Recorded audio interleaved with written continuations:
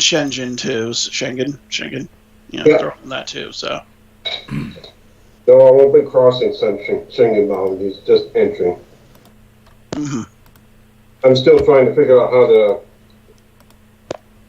piece things out because I want to cut a day or two off of it for sure. Yeah. And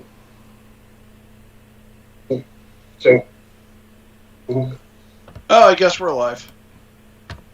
Yeah, I was so enthralled by your conversation about the euro that I was like, you know what? I want to capture 15 seconds of this on live TV.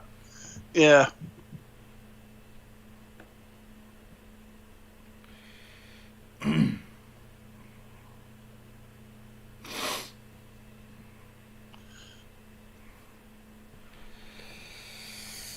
Yep.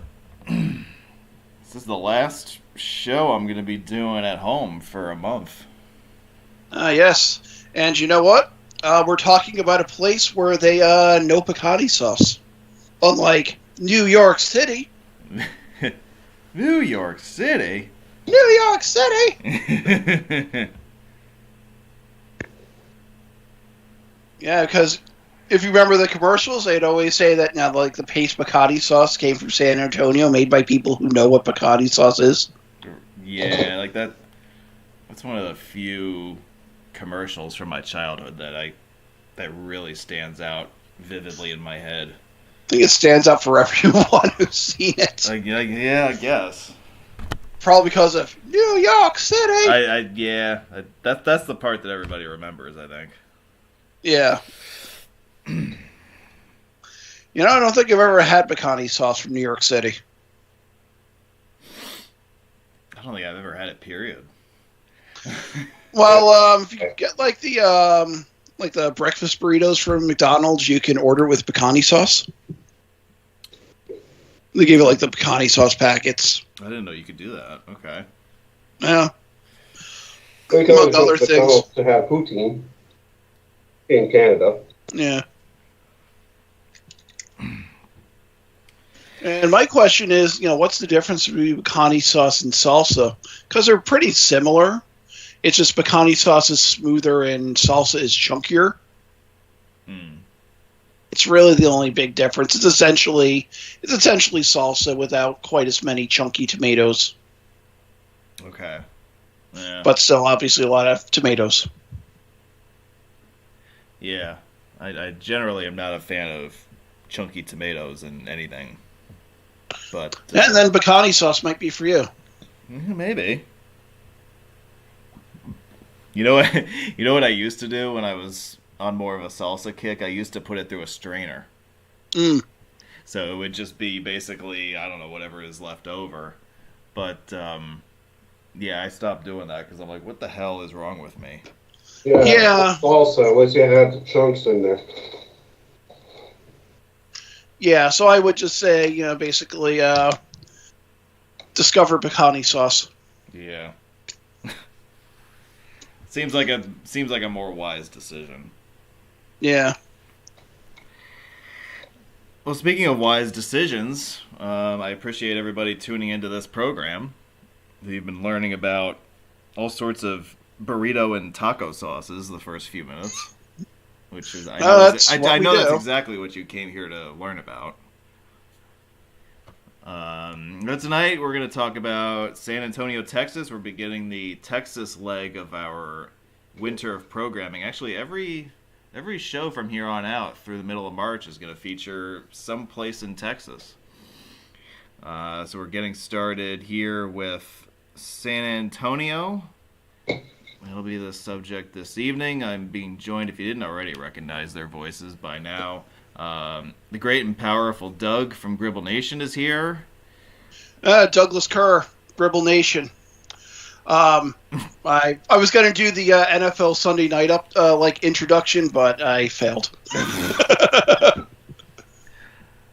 Maybe I can try next time. You got to do. You got to come up with something ridiculous for your entry, like was the guy who was like Jared Allen, Culinary Academy. Yeah. Or I could say, Douglas Kerr, SUNY Oswego, undefeated since 19 something or other. Yeah. They haven't. I don't think they've had a football team since like 1978 or something like that. So, yeah, they've been undefeated since then. That's right. Yeah, You can't lose a game if you don't play it. Oswego's more of a hockey college anyway. So. All right. Yeah. And Wisconsin is also here.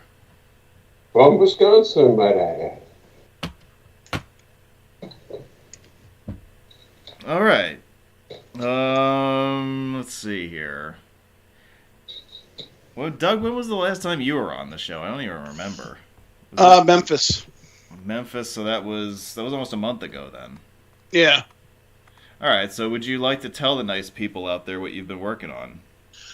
We've been working on a lot of stuff on Gribble Nation. A lot of articles as of late. I finished my Alaska write-up because I was doing a few articles for that earlier in January. I did some covered bridge articles, namely the Follisburg and White's covered bridge near Grand Rapids, Michigan. I also wrote a few in covered bridge articles in Ohio and Ashtabula County and Washington State. Also wrote about the Fremont Bridge in Seattle, Washington. The Henry Hudson Drive, which is actually, if you're, basically the Palisades, in Jersey, obviously you take the Palisades Parkway, basically that's above the cliff.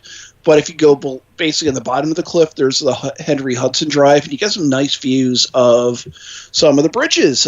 Basically the Henry Hudson Bridge, George Washington Bridge. I'm actually, and the other thing I'm working on right now, which I haven't published yet, is I'm working every so often on some road trip pages of road trips that I took, and I'm working on a road trip that I took to cottage country in Ontario back Memorial Day weekend last year. Actually did a podcast episode of that, so this is like the blog article side of that. All right, good. Yeah. So I've been releasing or continuing to release the Bridges of the Lower Mississippi River series. There's 2 new articles a week coming out between now and the middle of April. So it's basically all been written at this point. Whenever a new article comes out, I kind of give it a look over and maybe I'll tweak it a little bit. As more of these articles start to come out, you'll notice that they're going to become more interconnected with each other. So there's a feature at the bottom of each of the articles that kind of gives you an overview of, kind of like Wikipedia style, like next crossing upriver, next crossing downriver. So eventually you'll be able to navigate, on our site between all of the crossings without having to leave the site, and you'll get, my pictures and commentary on each of them. So that's kind of the look that I'm going for with that. We do that for some of the other pages. Well, like we do have a feature on the National Road, which basically was now mostly US 40. Basically between Western Maryland and the Midwest. And it's like, okay, it's like here's where you go. For this, let's say if you're looking at one thing, you'll go continue down the road or what have you with that site navigation. Yeah. That whole navigational aspect is something that I'm going to be working on in the spring once all this stuff has been published. Because I think there's a lot of stuff we can do just on that front to make it more interactive and more complete. So that's what's coming up on the blog on gribblenation.org. Become a follower of that if you are not already. I don't think you need me to remind you of this, but of course we're 2 weeks away from all of our friends getting together in the Big Easy, 14 days away. So I'm looking forward to seeing a bunch of you down there. It's going to be a lot of fun. I'm not looking forward to seeing any former Jets coaches, though. Yeah. Yeah, well, that would be funny if he showed up, actually. Yeah. He's like, hey, you need a job? Well, I can't help. Yeah, what is Adam Gase doing these days? I think he was. I actually think he went back to be a high school coach. Well, that's why we have the internet. So I think that's the last that I heard. Yeah, I think he was, because obviously he's radioactive now in the NFL. But right. yeah, Well, I aren't most think the last coaches I heard he radioactive in was. the NFL? Huh? I said, aren't most coaches radioactive in the NFL? I mean, coaches have a shelf life, but if you're this horrible, your shelf life is obviously a lot shorter. Speaking of sure wished I finished Taylor. Yeah, so I'm going to talk about this game this week. I'm probably not going to have time to touch on it next week, so we'll just get this out of the way now. But of course, we have the big game on February 11th. Actually, Doug, you and I, when we're done doing this webinar, we have to hang up on Scott because Scott's a poopy head, and we're gonna, sorry, Scott. yeah, and we're gonna record our segment of the podcast because our Gribble Nation Roadcast Super Bowl preview show is going to be published. Probably going to publish it tomorrow morning because Doug, yours is the last segment to record. Yeah. So once we're done, I can just kind of throw it all together. All the other files have been prepared already. So yeah, so look for that on Spotify tomorrow for your listening pleasure. It's the cast of mystery guests, although I guess I just spoiled who one of them is. But Tisk. But And one of them who isn't. Yeah. And we have a resident sportscaster who also joined us for a little bit. So you get to hear everybody's predictions and breakdowns of the cities involved, Kansas City and San Francisco, and also there's a segment devoted to just regular sports talk, talking about the game from that angle. So it'll be fun. You'll have something interesting to listen to for a week. Yeah, if you're into that kind of thing. And who knows? I might even get another podcast recorded soon too. Yeah, I've got a few that I'd like to do. Like on the subject of road meets, I have something that I'd like to do solo as like an overview, and then I would like to finally get back to recording the Mississippi River Bridges podcast, which is sort of the companion piece for the webinar that I did a while back now. And so by the time that the blog series is almost complete, I might be able to release that finally. So that's kind of what I'm cooking up on the podcast, in the weeks ahead. So, San Antonio. The population figures you see here are accurate per the 2020 census, one of the 10 largest cities in the United States. The original settlement by Spanish explorers was established in 1718, actually the same year that French settlers set up a little establishment on the Mississippi River near the Gulf of Mexico that we now call New Orleans. The Spanish named their settlement for St. Anthony of Padua. Now, in the ensuing 150 years, 6 different national flags were raised above the city of San Antonio. It was originally under the governance of the Spanish Empire. Then Mexico became an independent nation in 1821. The Texan Rebellion of 1835 and 1836 threw the Mexicans out of Texas, and so the Republic of Texas was born in 1836. The United States annexed the Republic of Texas in 1845, which led to another war with Mexico in the 1840s, which the United States prevailed in. And then Texas seceded from the United States in 1861 because they wanted to go back to being they wanted to join the Confederate States of America in 1861. As we all know, that didn't work out so hot, so they were welcomed back into the United States in 1865, and they have remained under the domain of the U.S. ever since. 6 Flags? Such a roller coaster event. They did have a roller coaster of 100 years there, right? San Antonio is the home of the Alamo. The Alamo itself was built in the initial settlement of San Antonio in 1718.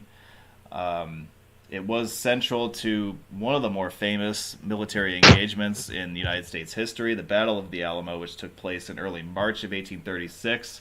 It was a pivotal event in the military history of the Texas Revolution. Mexican troops under their President General Antonio Lopez de Santa Anna engaged in a 13-day-long siege at the Alamo with Texan rebels, which was ultimately won by the Mexican troops. At the end of the battle, the vast majority of those holdouts in the Alamo were executed. Most of these occupants, the most famous of these names being Davy Crockett and William Travis.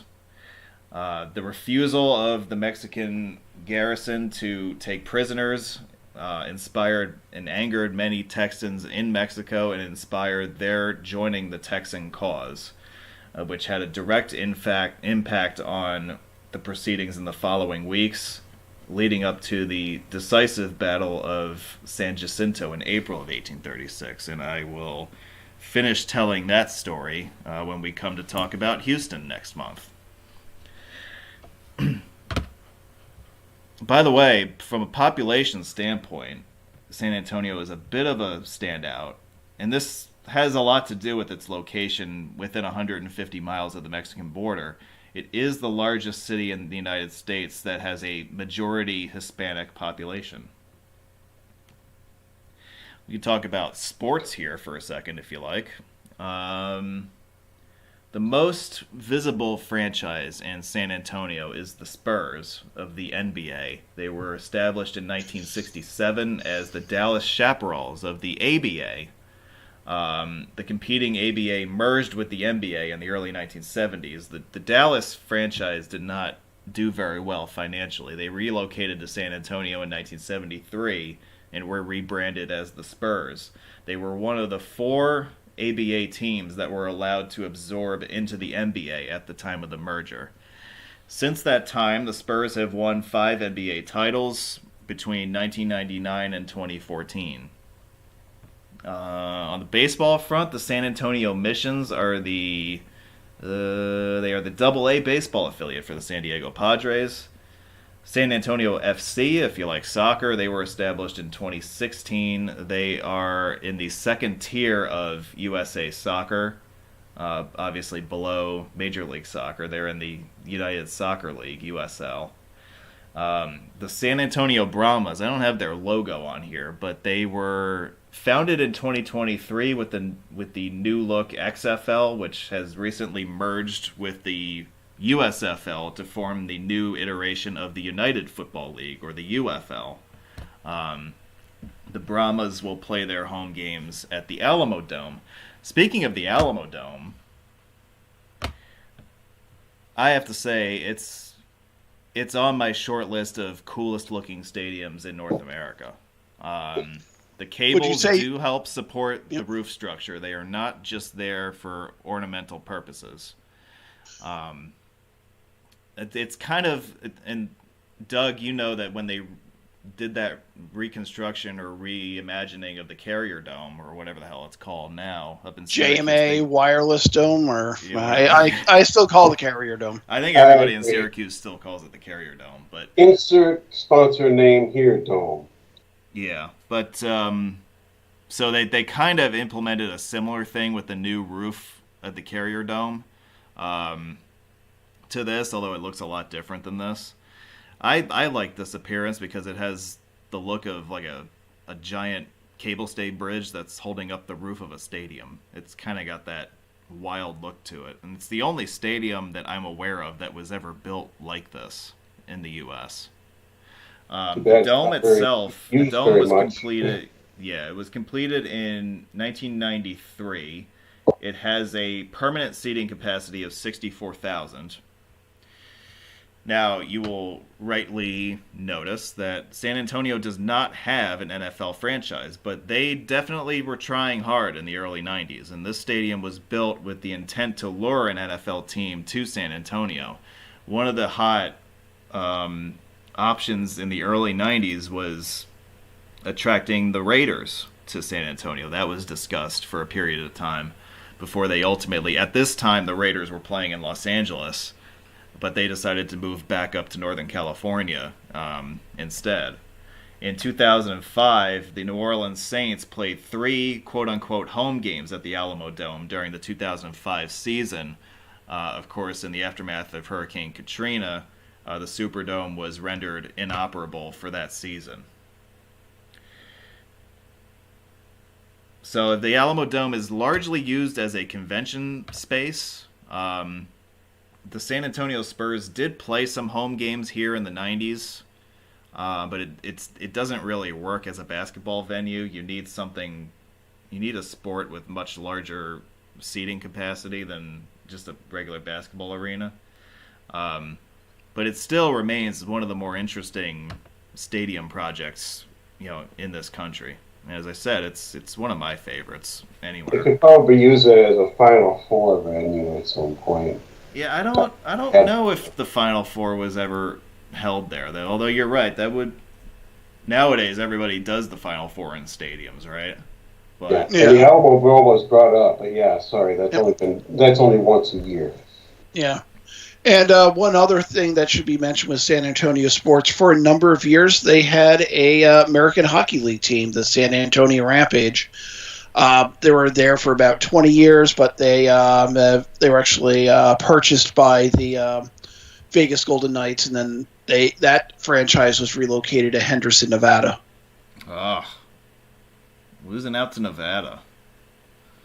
And also kind of takes away a lot of attraction to the team, too, I'm sure, because they got 2 franchises within each other, even though they're a minor league, still. Right. Well, I think the argument is that, it's for development purposes. It's nice to have your farm team near your main franchise, I guess. So yeah, I think that there's been a swell, especially in the last 5 years or so, to start to relocate your highest minor league affiliate relatively closer to your major league affiliate. Right, and that's true with hockey and baseball. So yeah, the Mets obviously were in Norfolk for a number of years, and then they were out in Vegas. And they were in New Orleans for a spell, and then they were in Buffalo, and now they bought Syracuse, the franchise there. So Syracuse is a little bit more. The Brewers had a team when they had Beloit at one point back in the 80s and 90s. They had that team there, but now with minor leagues kind of dumbing down in Wisconsin, there's not many left.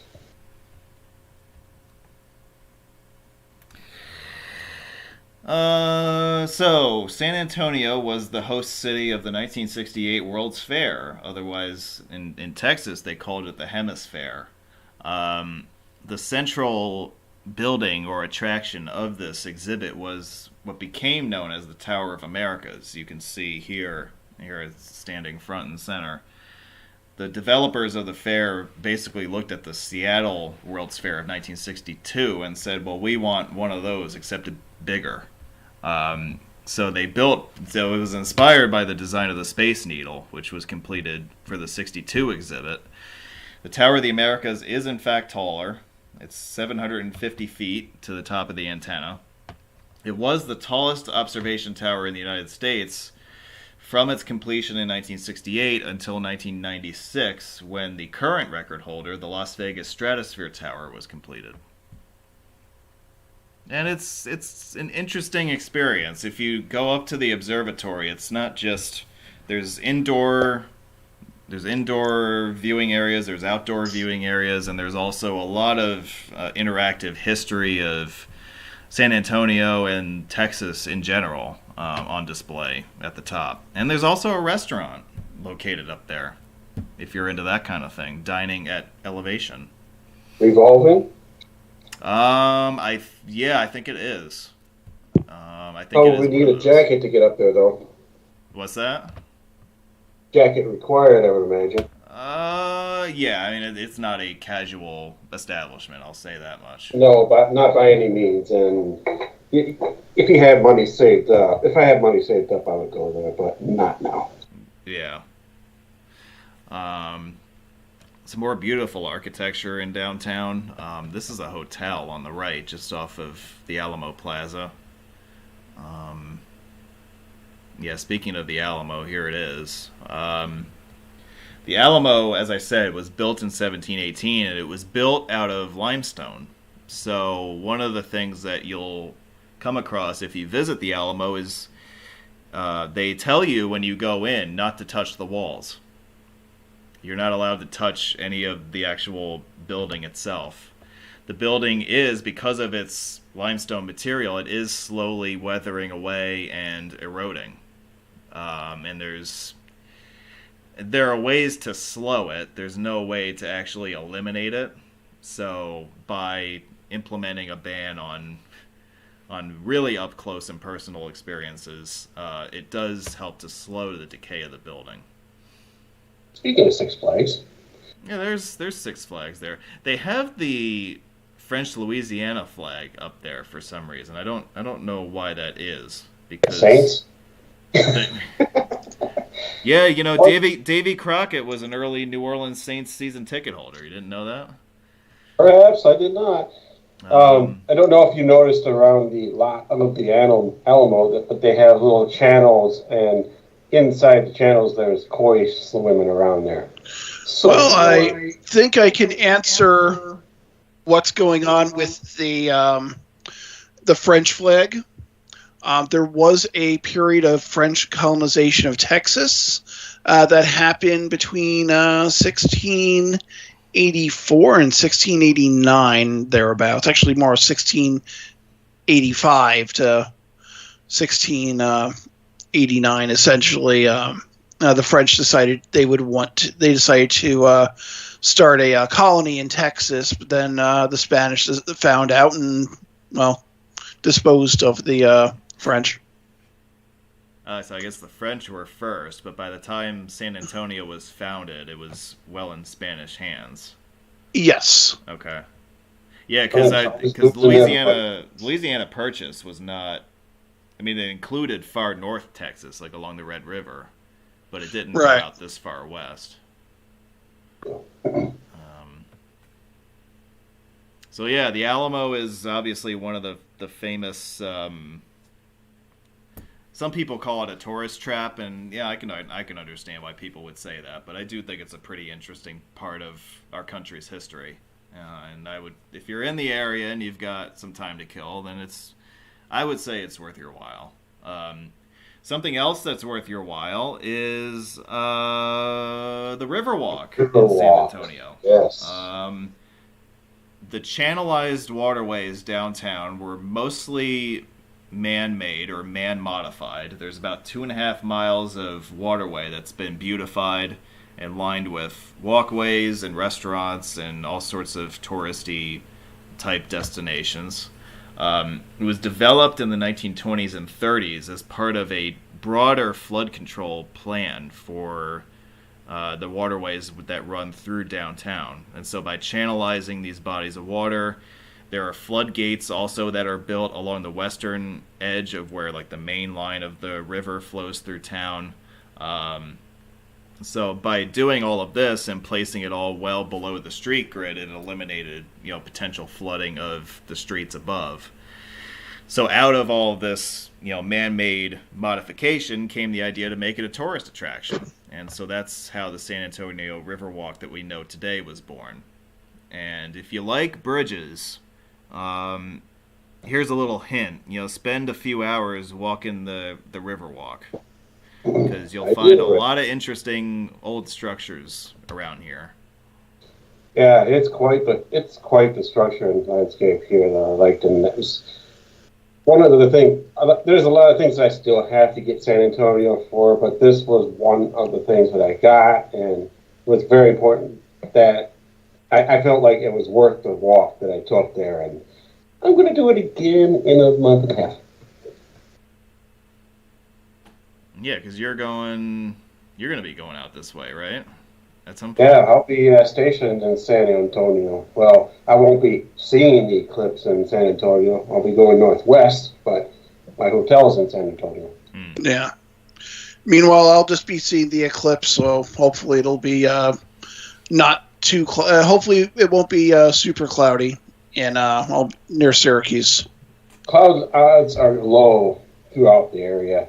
It's Yeah. a good month for sunny days. But given the track record of what we had, you just don't know. Yeah. I lucked out when I saw the solar eclipse in Oregon in 2017. It was not a cloud in the sky that day. Yeah. So the San Antonio Freeway system developed like any other major city in the United States in the years after World War II. It began construction in the early 1950s. Actually, the first pieces of it opened as early as 1949, in fact. The original interstate system was developed in response to the Federal Aid Highway Act of 1956. By 1960, the map on your left kind of demonstrates what had been built to that point already and what had already been designated for inclusion in the interstate system. If we fast forward a matter of 5 years or so, the inclusion of the entirety of the 410 loop in the interstate system is yet to be finalized, although that final decision is imminent at this stage. The final approved alignments of Interstates 10, 35, and 37 is finally becoming clearer at this point. And the finished system, or at least the system that we have as of right now, can be seen in this map, where the three mainline routes converge at the downtown loop, and then you have basically two freeway loops outside of downtown. You have the 410 loop and then the 1604, which is a full freeway from the west US 90 junction out to past the north I-35 junction. So practically half of it is freeway standard at this point. And as we'll talk about, there are plans to do additional upgrades in other parts of the loop in the future years. The one thing I find about Texas that other states don't have that luxury is that they build their freeways in such a unique fashion that it allows them to be able to expand at will. They put service roads practically along every freeway in the state where possible, particularly along rural areas and suburban areas. It's not too easy to do service roads in the central cities for obvious reasons, but it allows them to be able to do escape routes for being able to shut road lanes down and be able to have alternate lanes right next to the freeway and such. Right. And then, of course, when it comes time to actually build the freeway, they can just, basically fill in the space in the middle, which, means that they can, build more. I've seen back in 2022 when I was up in north of Dallas on 35E, I saw we got into a traffic jam. People at that time were actually crossing the grass over to the service road to get around traffic, which you don't hear of that nowadays. Yeah. Well, any discussion of the freeway system in San Antonio, I think, should begin with an overview of the downtown loop, which you see here front and center on your screen. So it's comprised of the three mainline interstates. They share sections of it. I-37 runs along the eastern section. 35 runs along the north and is matched with I-10 for the western portion. And then I-10 runs along the southern portion.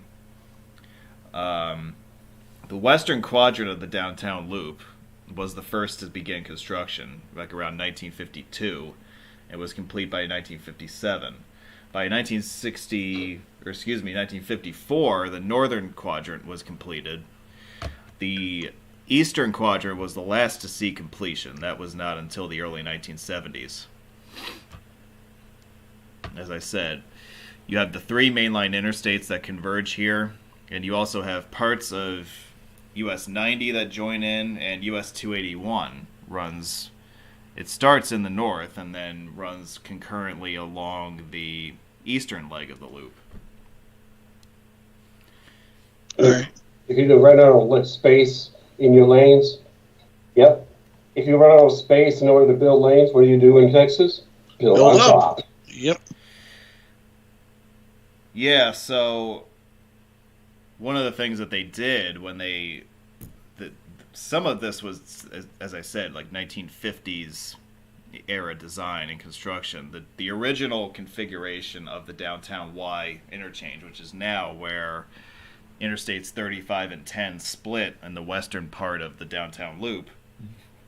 That was a very antiquated design right from the get-go. So they couldn't expand the freeway laterally necessarily, so they basically built another freeway on top of that, to create a local roadway and an express roadway on the top. And this is not something that is unique to San Antonio. If you're familiar with I-35 in Austin, for instance, that's another classic example of this kind of treatment. Also consider Dallas, the LBJ and 35E have double deck in order to put the express lanes in there too. Right. Yeah. Right. Yeah. Yeah. So this slide kind of illustrates what they did. So you can see where the original freeway was built, and by 1950 design standards, it was probably adequate to handle traffic, but it quickly became dated, and about 10 years worth of construction began in 1983 to double deck basically the northern and western parts of the downtown loop, as well as the part of I-10 leading into the loop from the west. This project was complete by 1993, and as I said, it basically created a second freeway within this same right-of-way, where you have an elevated portion and a ground level portion.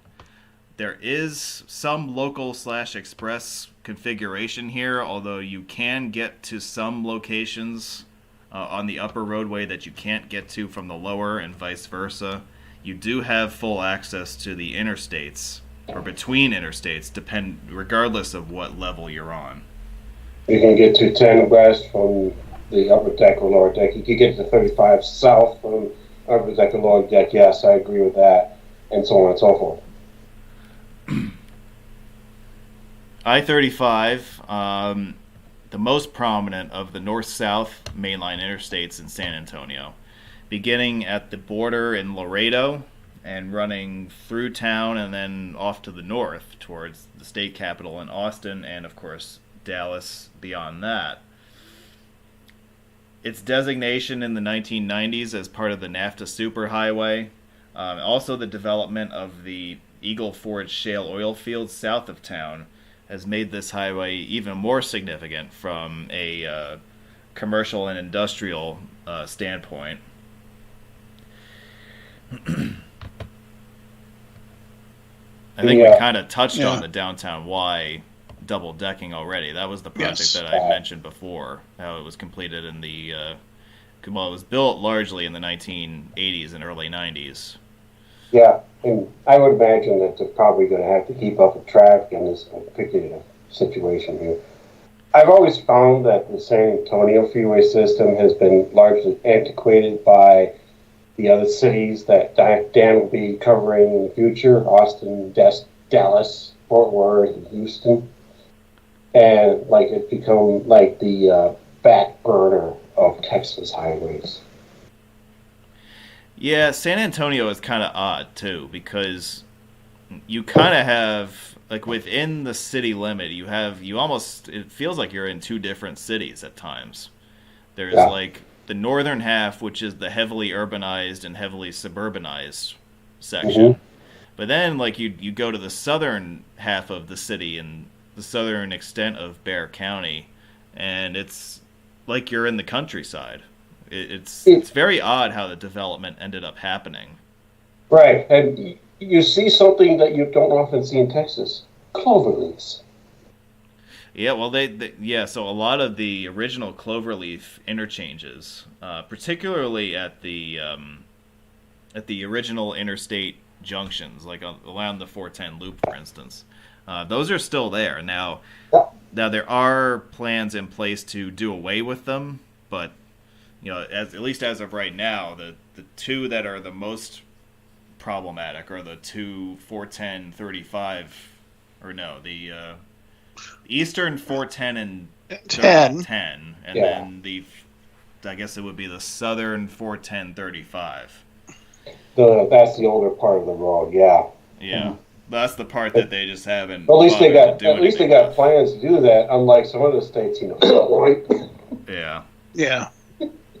So these renderings from Texas DOT were presented recently as part of their proposed Northeast Express project, which is kind of taking the downtown loop reconstruction up a notch, at least leading away on I-35 north and east of downtown. This is part of a $3 billion effort that will add toll-free express lanes and HOV lanes on a 16-mile stretch of I-35 leading northeast from downtown. As part of this project, the interchanges at 410 and the 1604 loops north of town will be expanded and rebuilt. The first phase of this project began in 2022 and is expected to reach completion in 2027. Altogether, this program is expected to be complete by the early 2030s.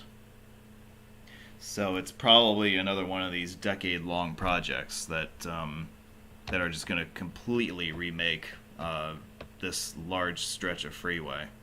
But you can see where they're getting the inspiration for this idea from, because this is basically what they did for the downtown loop reconstruction and also other freeway projects in urban areas around the state.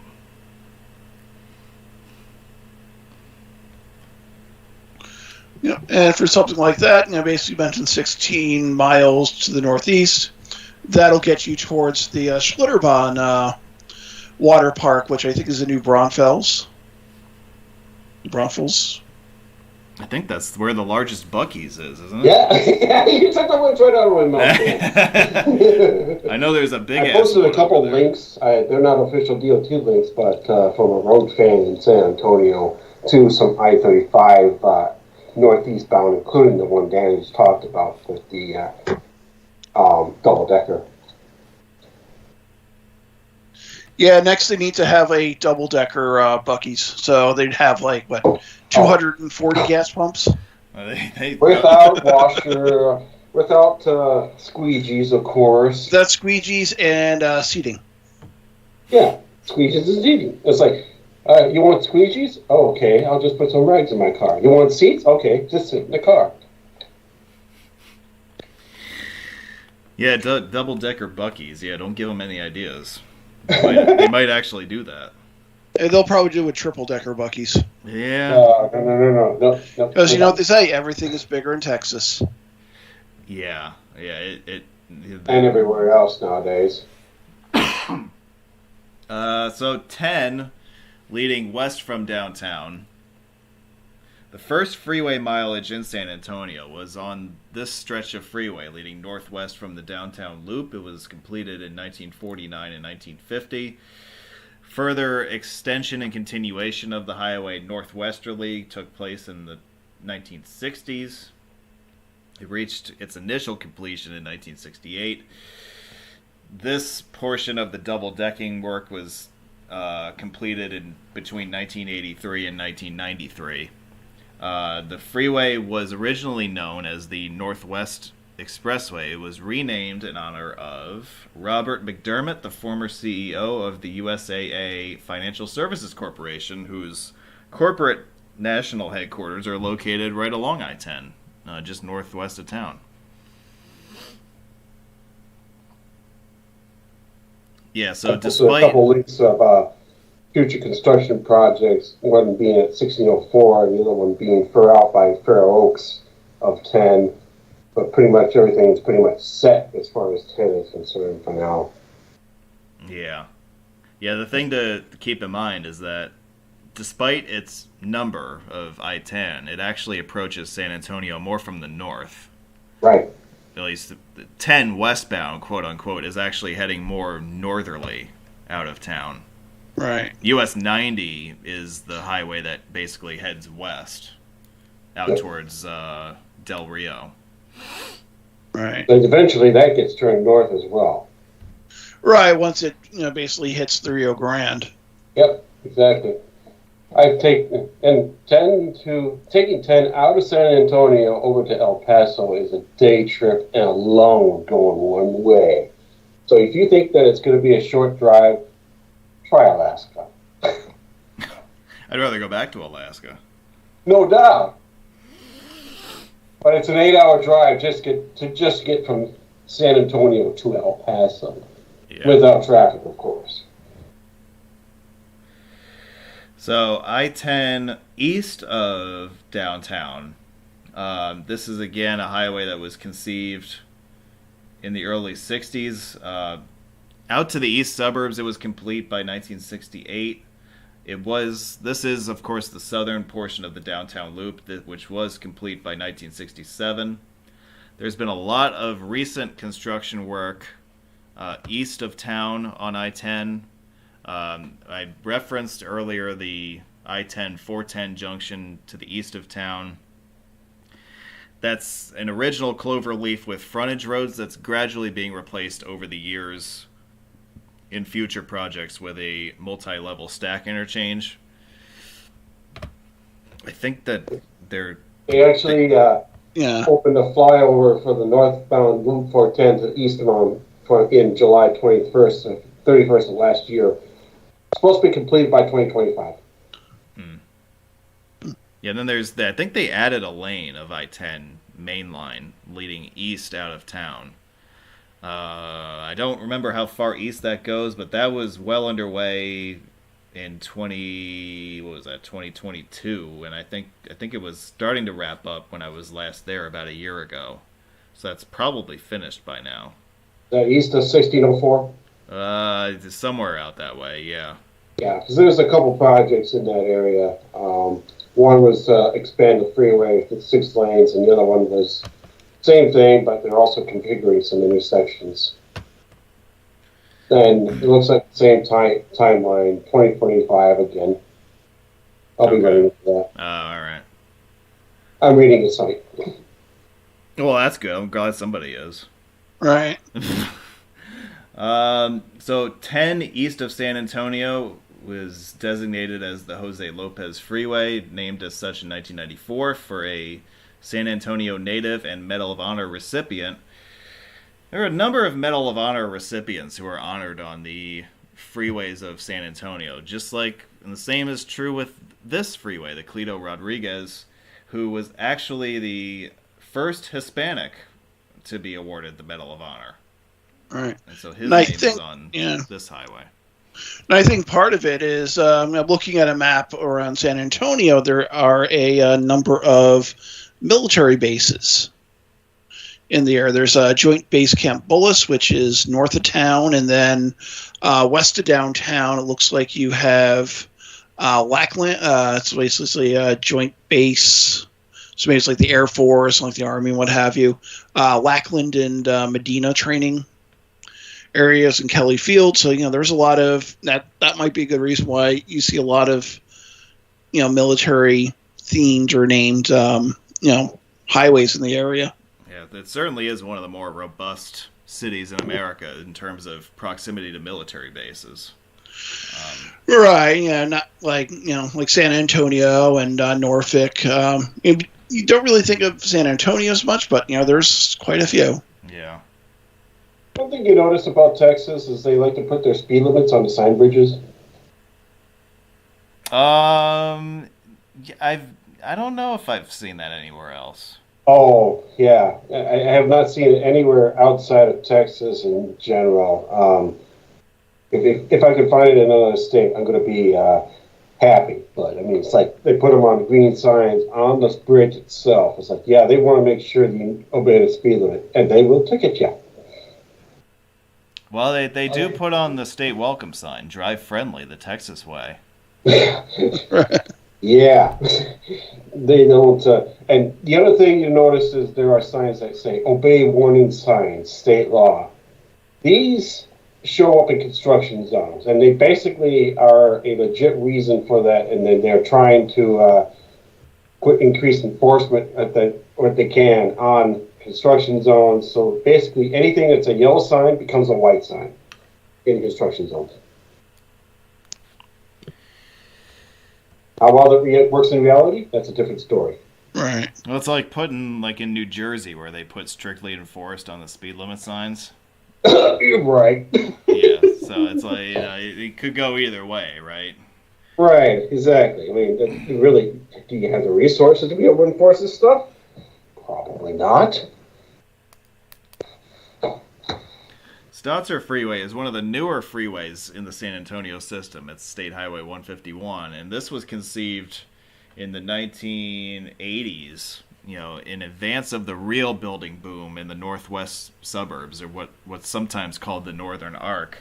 It was built in stages in the 1990s and was completed to freeway standards in 2004. Now, this is kind of what we were talking about earlier, about how Texas, when they build freeways, they actually start by building the frontage roads, and then they obviously clear out the middle of the right-of-way, and then if necessary later on they can just add the freeway lanes in the middle, because they've already gone to the trouble of acquiring the land and clearing it out. So the actual construction of the freeway facility is drastically simplified as a result of that, and you get to keep the frontage road for local use. Right.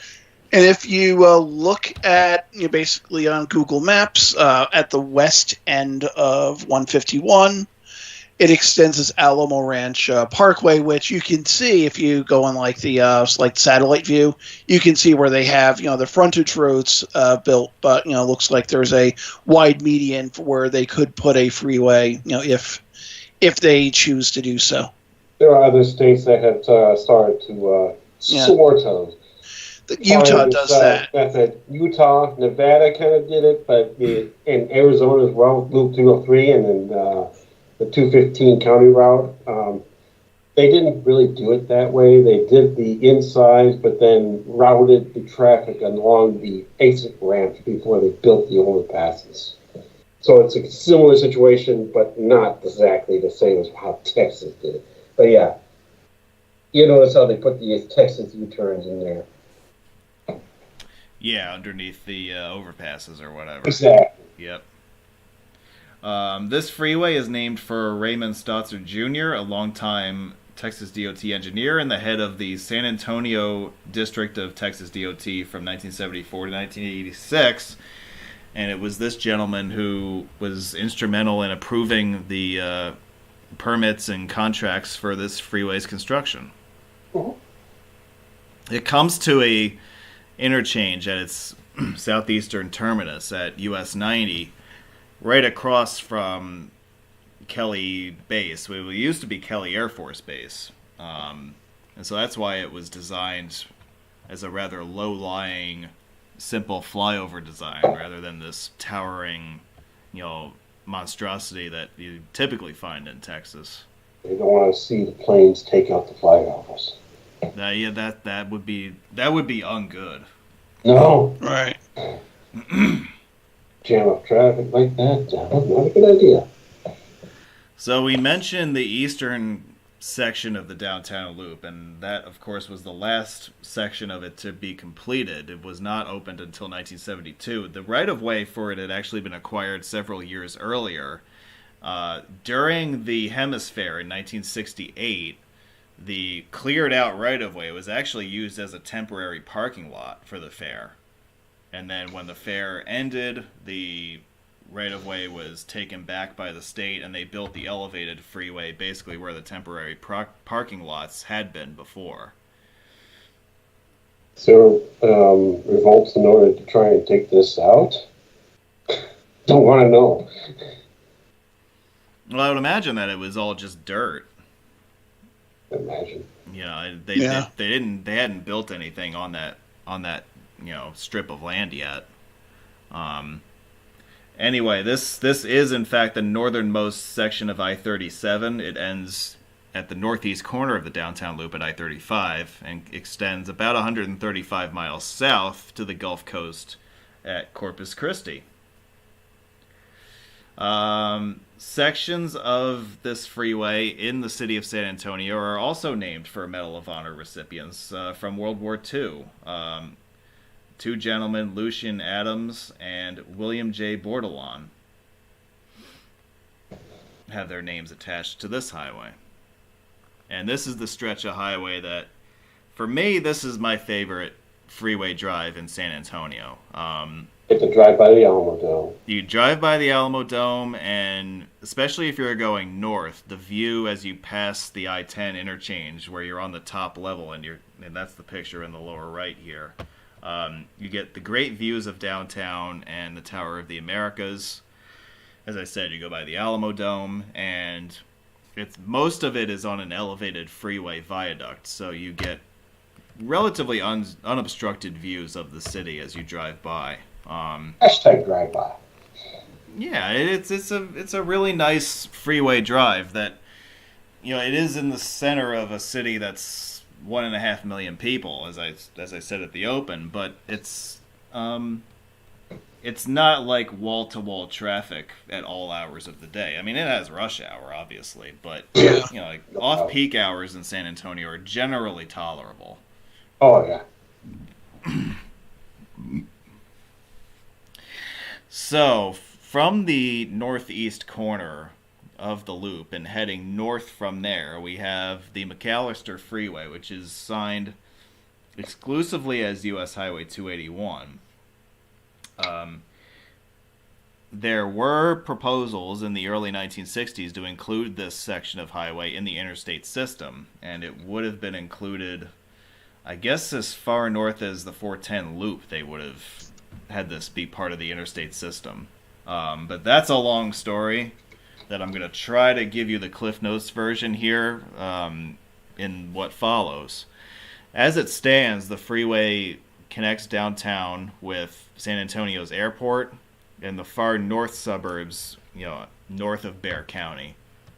The extension north of Loop 1604 was completed in 2023, I believe. There's a new section of freeway there that recently opened that I have not had the chance to drive yet, but apparently it's open and it looks nice and all that.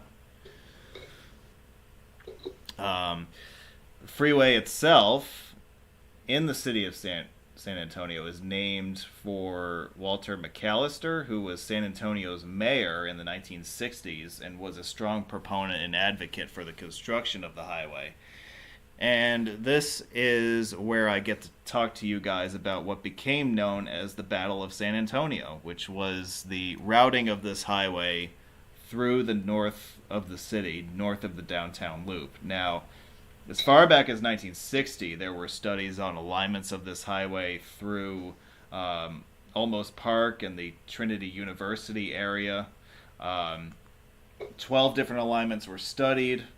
A preferred alignment that was chosen was rejected originally by the city of Alamos Park, so the highway department chose an alternate alignment that would have forced the taking of parkland in Brackenridge Park and the Alamos Basin. The Federal Highway Administration approved this route in 1964. However, in 1966, an amendment to the Federal Aid Highway Act, known as the Yarborough Rule, was added to federal law that prohibited the taking of parkland for highways unless no other feasible route exists. Now, this was eventually incorporated into the Federal Aid Highway Act of 1968, and if you've been with us for our discussions on Memphis and New Orleans, you might remember how this became pivotal in the discussion and litigation about freeway projects in those two cities. While San Antonio can be added to that list as well, because this had a direct impact on the negotiation and litigation for the construction of what became known as the McAllister Freeway. Lawsuits were filed by the San Antonio Conservation Society in 1967, asking for federal reconsideration of the funding for this project based on the fact that it ran through parkland and that the city and state did not consider appropriate alternatives. Let's see here. I'm just trying to give you guys the Cliff Notes version here. So the city granted a request to hire an independent consultant to study additional alternatives in response to this. And in 1971, the San Antonio North Expressway study was released. And wouldn't you know it, but the alignment that they recommended was basically the exact same alignment. So they went back to the state and said, well, we basically think you should do the exact same thing that you tried originally. So the state turned around and said, well, we tried, and this is still the best possible option. That same year in 1971, the U.S. Supreme Court struck down the construction of I-40 through Overton Park in Memphis, which gave opponents in San Antonio the fuel that they felt they needed to take these officials to court. The U.S. Fifth Circuit Court in that same year, 1971, used the precedent from Memphis to revoke the federal funding of the project. And so any work that was going on with the 281 was stopped right away, basically. However, pro-freeway forces fought back in the ensuing years. And in the 1970s, pro-freeway groups were established. The state, however, they withdrew their request for federal funding. However, they were able to move some things around that enabled them to proceed with the construction of the highway as a state and local and city venture only, withgoing the federal funding, which obviously meant that the project could not be included in the federal interstate system. So that's why there are no interstate shields on this part of 281. And so upon that, so the state and local officials decided to go it alone on the construction of it to try to get around it that way. The Federal Aid Highway Act of 1973 included an amendment that was sponsored by Texas state senators. See, it's good to have important people in high places, or important friends in high places. Right. That made the US 281 project exempt from these federal funding requirements or oversight requirements. So in response to that, there was yet another legal challenge in late 1973. However, the original decision was upheld by the U.S. Circuit Court. The U.S. Supreme Court declined to hear an appeal on the case, and construction finally began on the freeway through Olmos Park in 1974 and reached completion in 1978. Now, I know I just said a mouthful there, but trust me, that is the short version of it.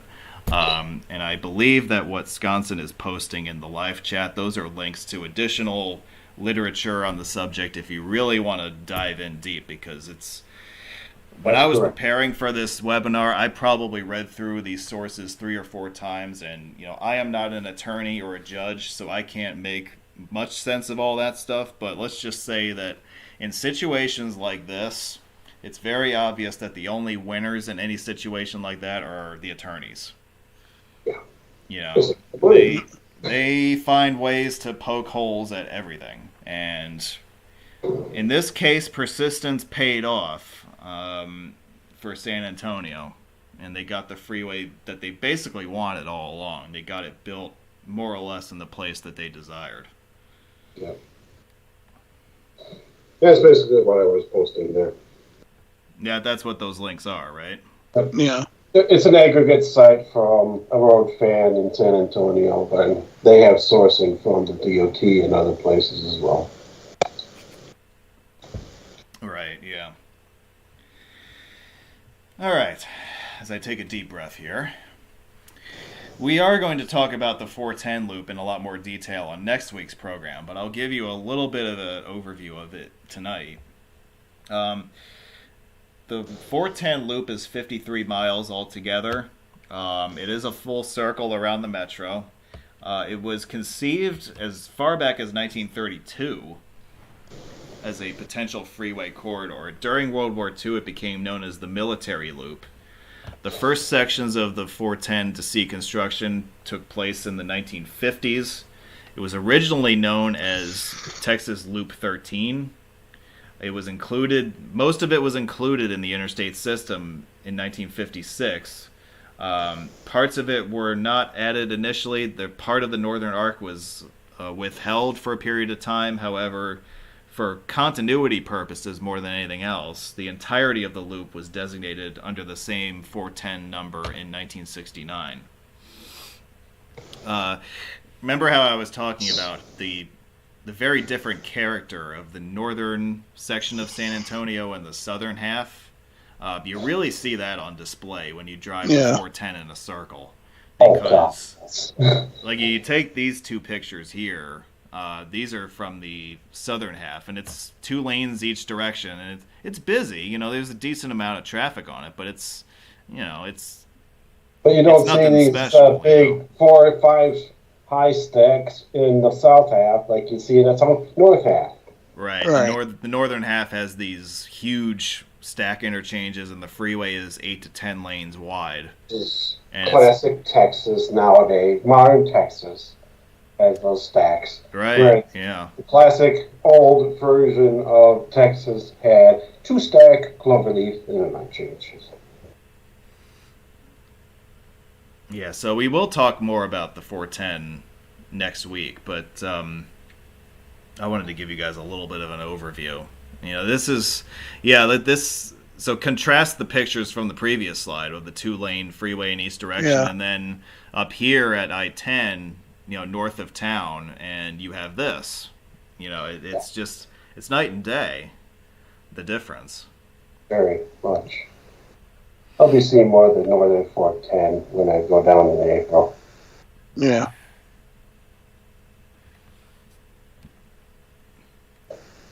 All right, speaking of loops, we have the second loop, or the outer loop as it's sometimes called, or you can also call it by its actual name, which is the Anderson Loop. As there was talk of building a military loop, which became I-410 in the 1950s and 60s, there were some people who were very forward-thinking who expected that San Antonio would balloon to the point where they would need a second loop well outside of the metro. And one of these individuals was a gentleman named Charles Anderson, who was a Bexar County judge from 1939 until his death in 1964. The loop was authorized for construction in 1977. So this was obviously a very forward-thinking individual who advocated for this idea even way back then.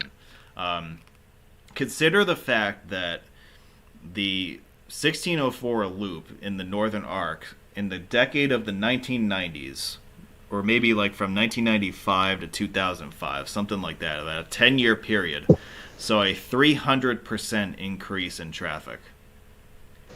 So that, you can imagine what that does and how it just completely overwhelms and breaks the system. The 1604 has really been in a constant flux of evolution ever since then. There have been projects to add improved interchanges, new projects at existing interchanges to add flyovers, for instance, at larger interchanges. There are projects underway that will expand the freeway laterally to add new lanes, and they're just trying to play catch up at this point. Because, as I said, the far northern arc of suburbs in San Antonio is the area that's been growing the fastest. It's also worth mentioning that the Anderson Loop is located near other significant points of interest in the north of San Antonio. So, for instance, you have Joint Base San Antonio Randolph. We mentioned Camp Bullis before. The University of Texas at San Antonio, or UTSA, their main campus is located nearby. Six Flags Fiesta Texas. There's a SeaWorld park out that way. There's also the main corporate headquarters for Valero Energy, which is out that way. So there's a lot going on out in this part of the metro. And the freeway that exists right now, believe it or not, like the most often congested freeway in San Antonio is the portion of the 1604 in the vicinity of I-10. Like well away from downtown, but because it has been built so antiquately and has not been updated to catch up with, just the huge growth of population out this way, it's kind of like it's become the Cross Bronx Expressway of San Antonio. But you know what? They are getting, they are working on it. And I would say, if it wasn't for a forward-thinking judge, who knows what would have happened? Yeah. So improvements in the north are the ones that are getting the most attention. There are long-range plans by Texas DOT to not build a full freeway, but make the southern half of the loop that's not already freeway into a divided highway. However, it does not appear to be a high priority project at this point. But that is something that is on Texas DOT's radar in the future. All right, we get to talk about principal arterials now. So, in Texas, there are 3 highways that were developed in the 1980s as part of the short-lived Principal Arterial Street System, or the PASS program. These were to be numbered in the 1500 series of state highways, and they have the prefix of PA, which no is not for Pennsylvania. It's for Principal Arterial. So the Wurzbach Parkway was developed as the second of these 3 highways. That's why it's numbered 1502. Somebody in the chat who's smarter than me can Google which ones are the other 2. I'm drawing a blank on those, and I didn't put them down. Kelly Parkway is one of them. Which one? Kelly Parkway. I noticed that one right away, but I don't see a PA number on it. Yeah, I would assume that the other 2 are PA 1501 and PA 1503. It was largely built, it was inspired to be built as a relief route for the northern fringe of the 410 loop. Most of it is a freeway. There are traffic signals in a couple of locations still. There actually used to be a lot more traffic lights at points along this highway, but most of them have been eliminated. The 1502 designation always existed internally, but it was not signed until about 10 years ago. By the way, the Wurzbach name comes from William Wurzbach, who was a property owner and rancher. He owned a lot of the land in this part of what's now suburban San Antonio way back when. He had his own little infrastructure system that he deeded to Bexar County in San Antonio, and so in return they named the highway that goes through his former plot of land in his honor.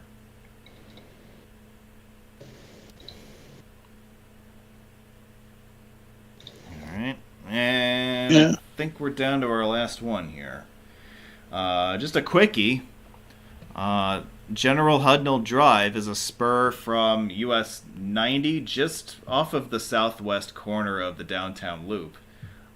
It was built in 1962, and it was intended as a freeway connection between downtown San Antonio and the main entrance to what used to be known as Kelly Air Force Base. The base closed in 2001, and the former site of it has been converted into a major industrial park, which is now known as the San Antonio Inland Port, or Port San Antonio, one of the larger inland ports in the United States, in fact. So because of its growth from a commercial and industrial standpoint, there is talk on the table about building another highway south from here, basically from the south end of the limited access Spur 371, which would connect more directly with I-35 to the south and the southern fringe of the Loop 410 highway. So this is a long-term project that Texas would like to pursue. However, it's not clear exactly where the funding would come from for that. But when you drive the existing freeway, this is kind of like what the original I-10 and I-35 downtown looked like, if you're looking for a comparison, because they were conceived around the same time. This was built in the late 50s and opened by 1962. So maybe a few years after the downtown loop was built, but a lot of the same engineering is in play with this highway as it was, nearby.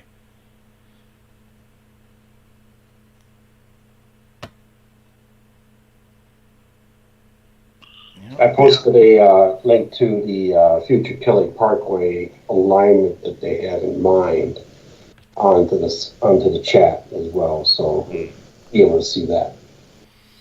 10-4. Yeah, so Scott, I'm glad I made you a moderator so that you can actually post all these links in there. You're welcome. Yeah.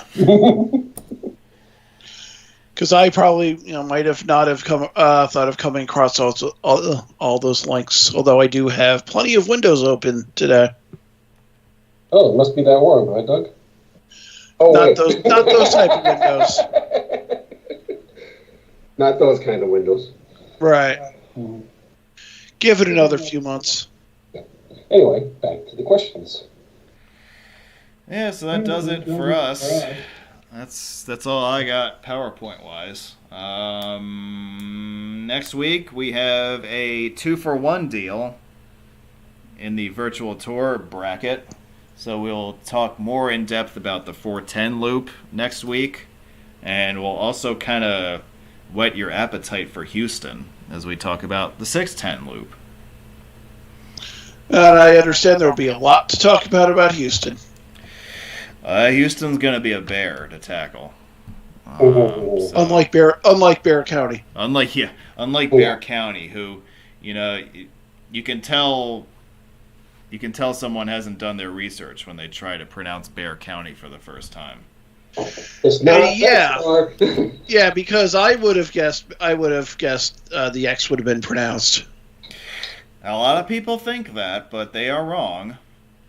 Right, probably because, Texas, obviously pronounced with the X and, BEXAR, pretty close. And, yeah. That's Spanish has, so technically when you pronounce Mexico, it's Mexico. Yeah, right. Mm-hmm. Okay. Yeah, 610 will be a harassment. Let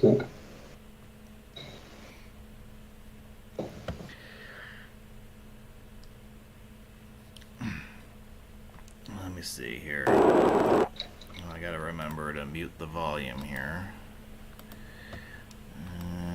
Alright, so I will play this drive of the downtown loop.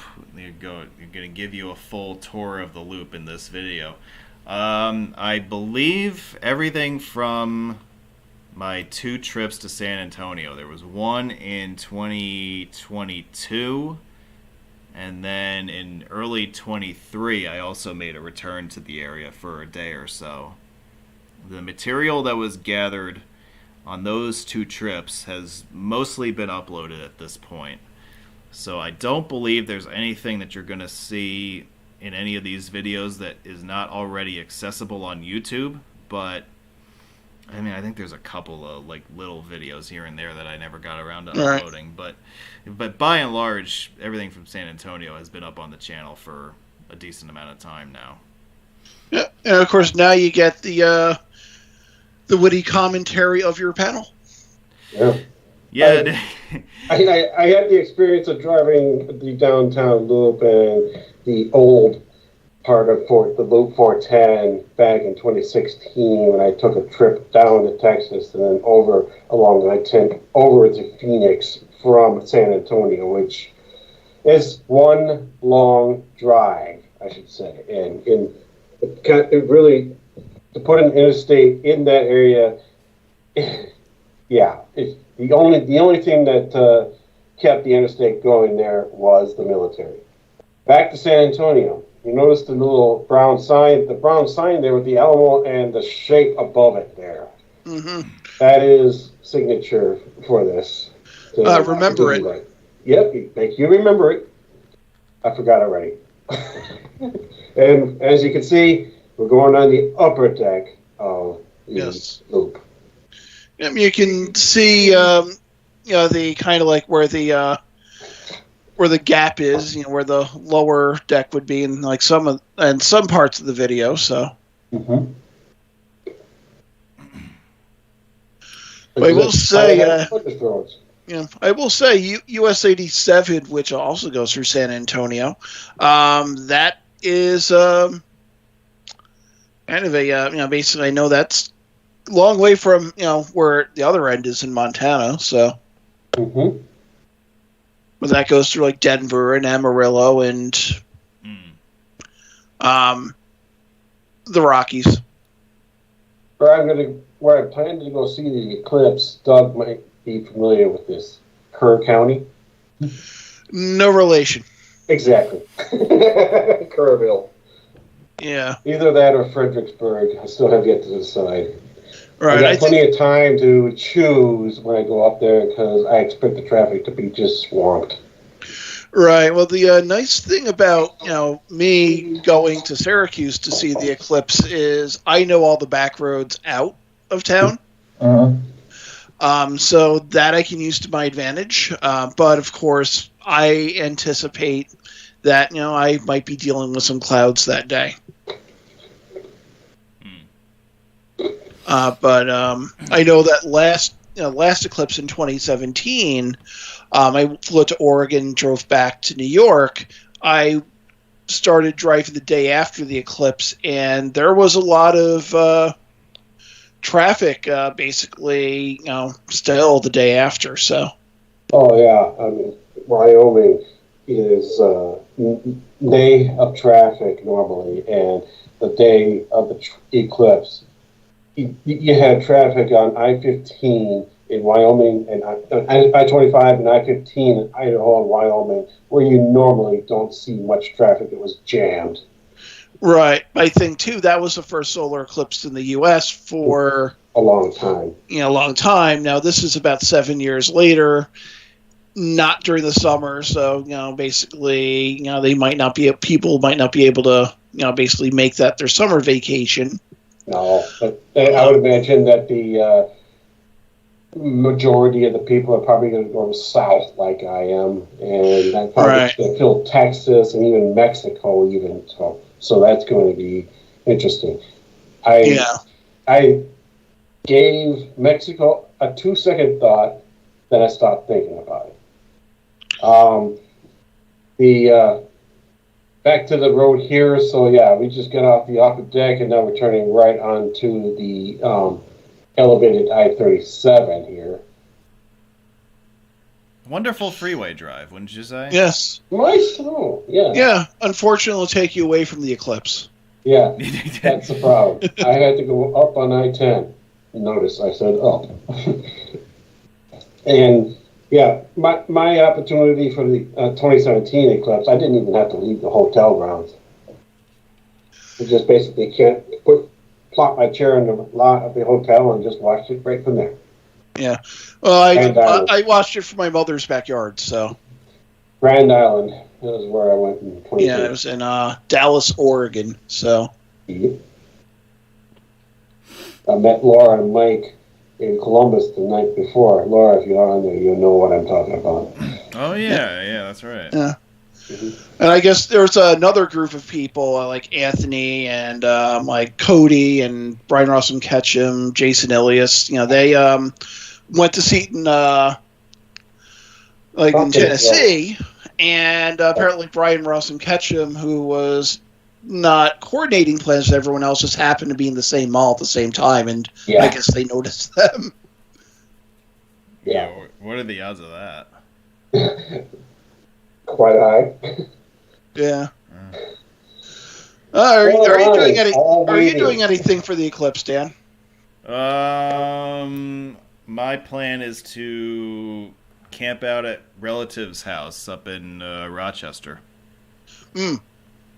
So you'll be similar ideas to me. Yeah, well, I can take advantage of the free parking and all that stuff. Just park in their driveway. And hopefully the weather's good. Yeah. First things first, Nolans. Well, you can talk about that too if you like. Hey, Scott, have you well, I'm not going to ask Doug because he's a poopy head and he's not going. But all right. So how are you getting down there? By car. Well, yeah, but I'm taking the fast track down to Memphis on the first day, and then the last known unfinished route that I have yet to do, US 61, will be day 2. And I intend to go back out on the Basin Bridge on I-10 because I took that out west late dusk, so I really had hardly a chance to see the whole view.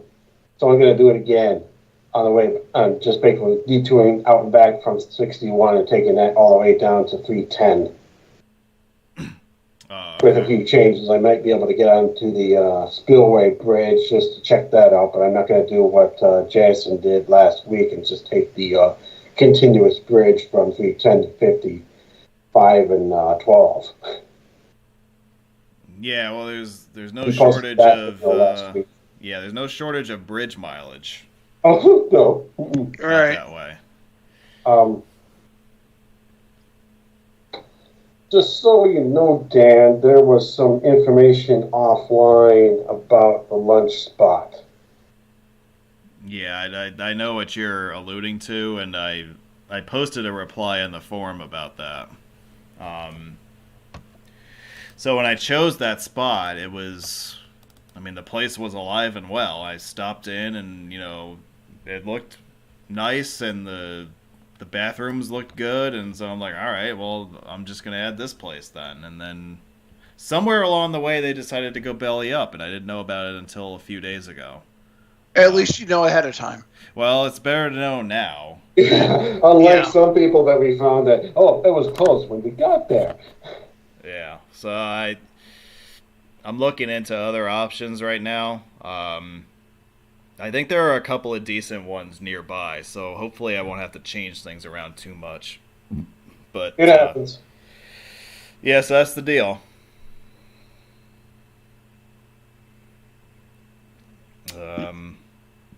Other than that, I think the meat's in good shape. Yes. I don't think there's going to be any other. There shouldn't be any other surprises awaiting us. So it's basically rock and roll. And as I said, this is the last show for a while that I'm doing here at home. Next week, when I talk to you, I'll be in Florida. And then, actually, probably the next two shows I'm going to do, I'll be in Florida. So next week, and then there's no show on the 17th, because obviously the meet is that day. And then the show the week after that will also be from out of town. It's funny how you're talking about Texas from Florida. I can bring my show anywhere in the country, and it comes out. And you've done that. Yeah, I have experience doing that. Yep. Lincoln, you miss it moment is Texas has a thing about using the wrong shape of sign for an interstate than what they should be. The wide one for twos, the narrow one for threes. Yeah, well, Texas just says, screw you. Whatever. I'll do whatever I want.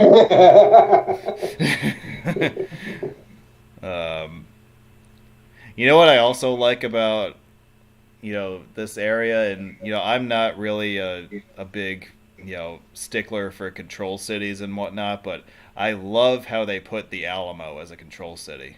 Right, exactly. Well, you need to remember it somehow. Well, yeah, Have you been down to Laredo? I have not. No. Yeah? Even though the highway's boring, you notice how much the car traffic decreases and the truck traffic increases. The ratio is completely inverted. Yeah, which actually makes sense because Laredo is the single largest border crossing for truck traffic. Oh, yeah. I think it's by a wide after margin. Taking 69W, nice, I got off at the escape ramp before going over the truck-only bridge and ended up on the Farm to Market Road next to it. And I was one car surrounded by semi-trucks. I was like, okay, this is awkward. Well, yeah, so that when you realize just how much truck traffic comes across the border there at Laredo, you understand why I-69W is a thing. Mm-hmm. And all the other roadway improvements that they're making in Laredo as we speak, yeah.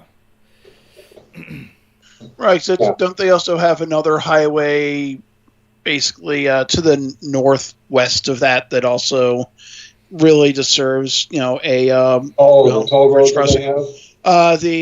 Was it the Columbia Bridge? I think it is. Okay, no, just The Laredo Columbia Solidarity International Bridge.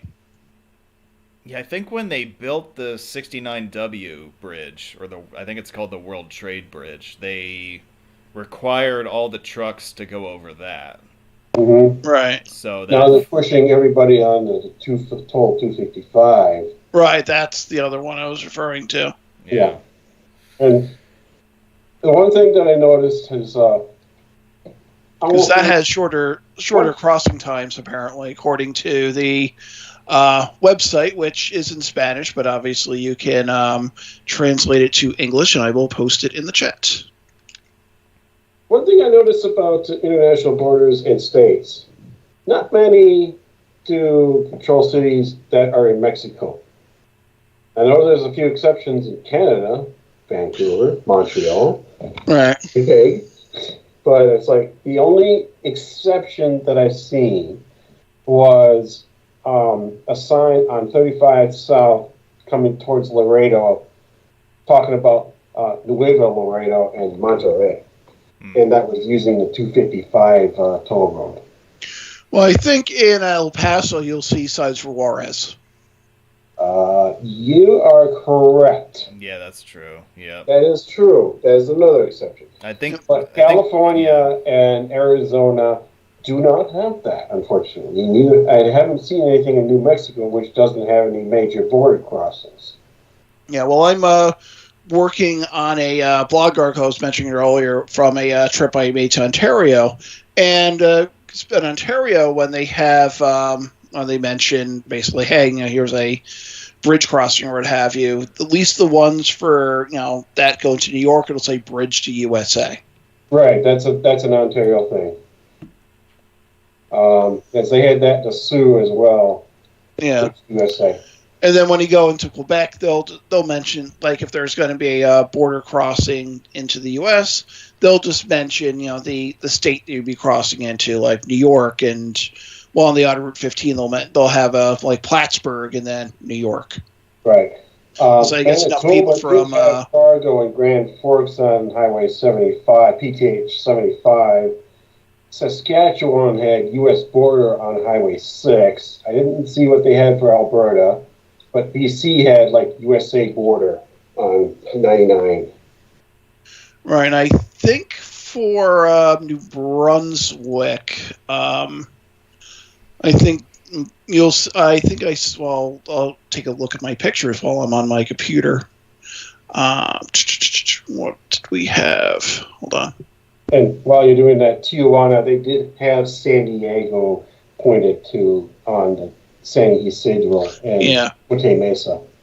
Yeah, they have been on the south side of the California border. That's been on Highway 2 in New Brunswick. They will for New Brunswick Route 95. They'll say it's to Holton, Maine. Yep, that makes sense. Which, of course, is right there. Speaking of New Brunswick Highway 95, I think that was the first time I saw an Amish horse and buggy going down a freeway. There was no traffic on that road when I was there. So that doesn't surprise me for Canada.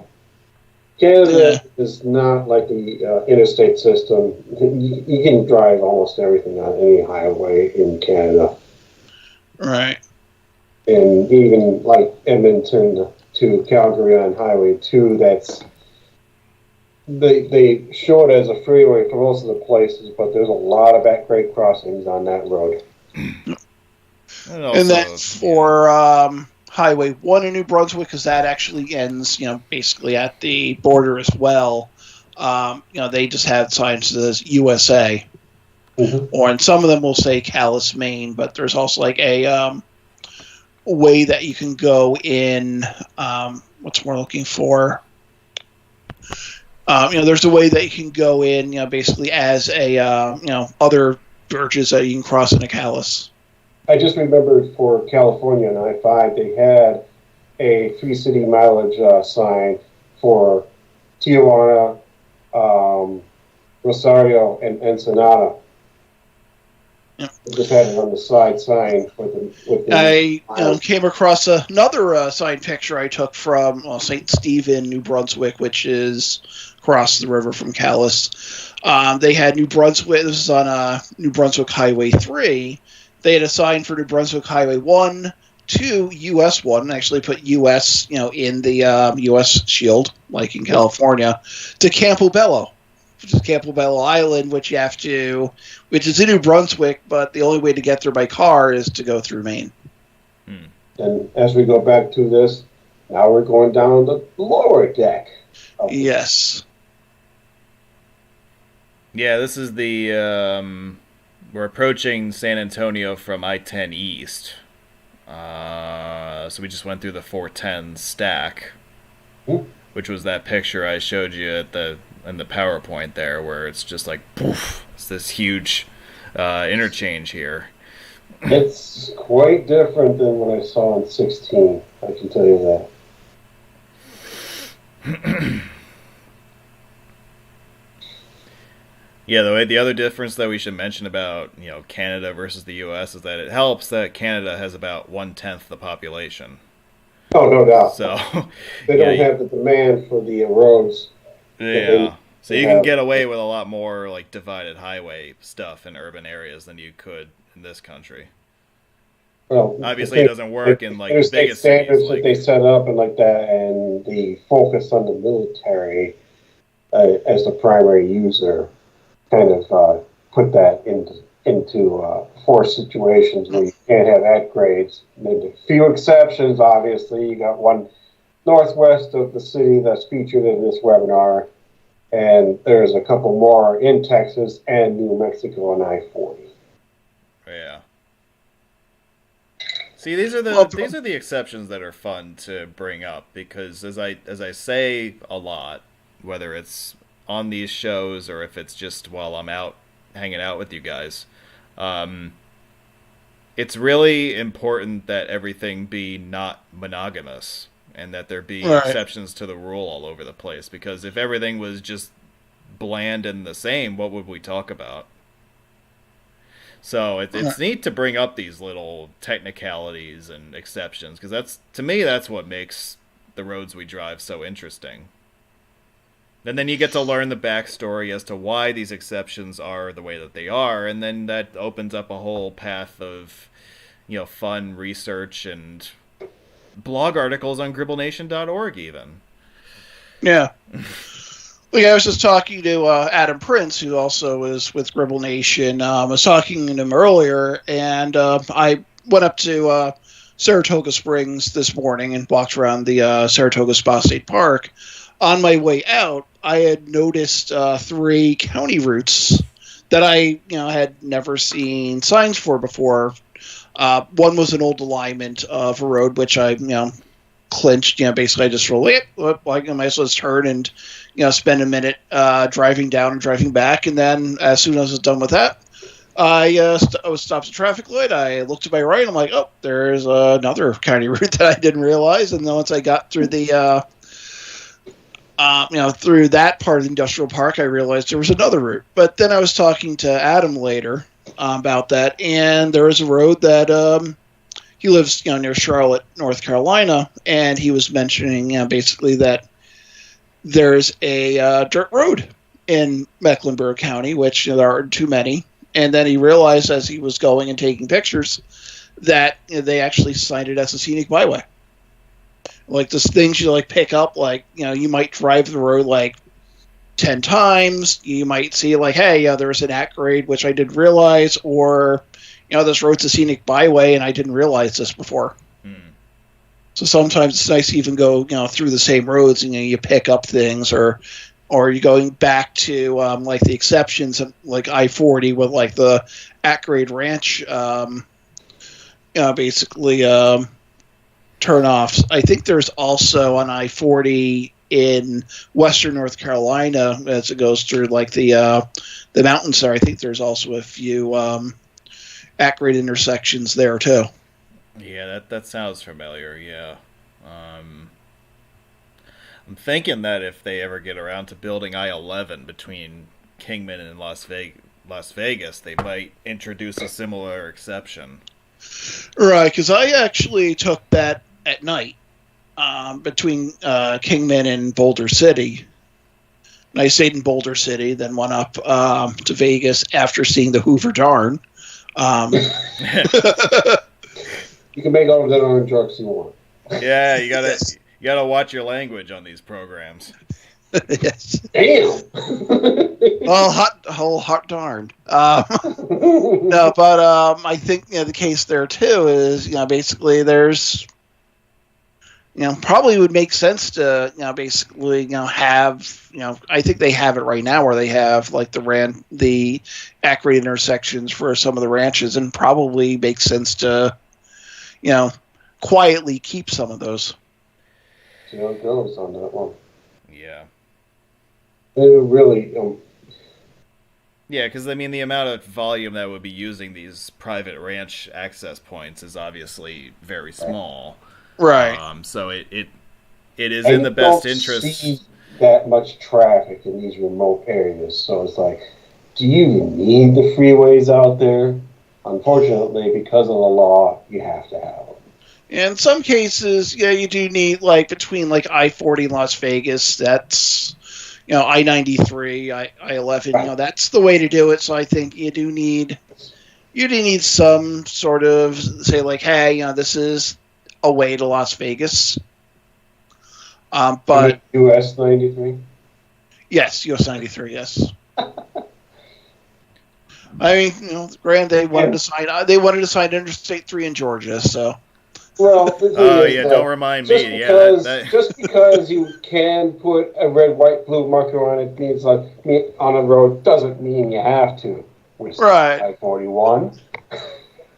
But interstate or not, I'm more of the mind of I like having some sort of continuity. I can take US 93 and this will take me to Las Vegas or something like that.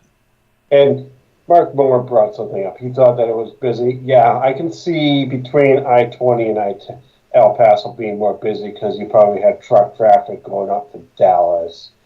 But when I drove I-10 west from San Antonio to El Paso, yes, there was plenty of cars. There were cars, some trucks, but the amount of traffic that I saw on that road at the time that I was driving it was probably keen to what I drive in every day in rush hour in my town area, where the freeway / divided highway there probably is less than half full, if not even less than a third full. So it's remote area. Yeah, that drive from that 500 miles or so from San Antonio to El Paso is just terrible. It's long, and there are hills, and there's nice scenery in the back, but it's nothing. Yeah, I mean, it has its moments, but that's all it is. It's moments, and then you're just kind of stuck in the same vortex of monotony for the rest of it.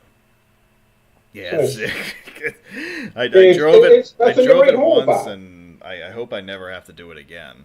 Yeah. Well, the only time I'm planning on driving I-10 is over to Kerrville. Yeah. Well, I'd have to say that I-80 through Nebraska, which gets a bad rap for being boring, is probably more exciting than I-10 west of San Antonio. It's because there's traffic on that road. Right. But otherwise, yeah, you would say corn. Look, a tree! Corn. Yeah. Yeah, that's another one I'm not looking forward to someday is, what do you call it, 80 in Nebraska. Yeah. I actually find 70 through Kansas a little bit more exciting. Yeah? Than I-80 through Nebraska. Yeah, it's not, Kansas is not that bad, but eastern Colorado is the part that's awful. Right. Yeah. So that's the thing, people, when they think about Colorado, they think of mountains and all that stuff, but eastern Colorado, east of Denver, is just ridiculously uninteresting. It's the part of Colorado that looks like Kansas. Right. And yet Kansas is more exciting than that. Mark's right. He said there's more towns. He's right. You got Odessa, Midland. You got Abilene. You got Big Spring. Those towns are going to get a lot more traffic on 20 going to Fort Worth. Whereas, what do you got between 20 and San Antonio? Junction? What's that? Sheffield? What's that?